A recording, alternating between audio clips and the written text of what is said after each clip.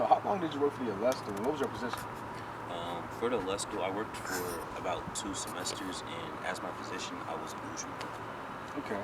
And as one of the reporters, what was your experience regarding the Alestle's effort in producing any news related to minorities on campus? How did that make you feel?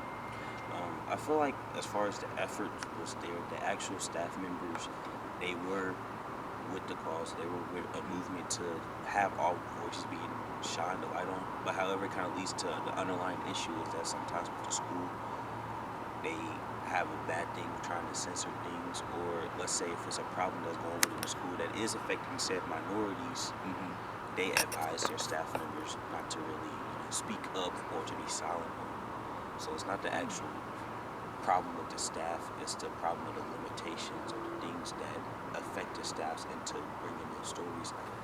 Like for instance, it's hard to let's say a hypothetical, it's hard to make a story about muck workers potentially being discriminatory towards minorities when they're being advised by SIUe higher ups not to say nothing. You can't force them to get an interview, so that's why the stories like that can eventually die down.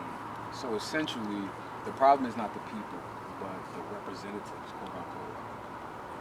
The problem is a lot, and kind of a lot with the school is that the school does a lot of things to kind of save face, but they really don't do things to actually benefit the students. They do things to kind of benefit the image that they want to represent to other people to bring more students in.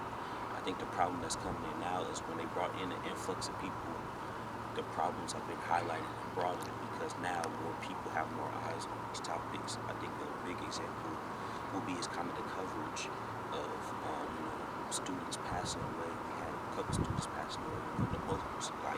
A notable student was Ashton Carter, and even how the lack of coverage that they were going to have before people, pressed for them, and people made posts saying hey, a student just passed away, need to be represented. It just kind of shows that there's a strong disconnect between the school and the student body.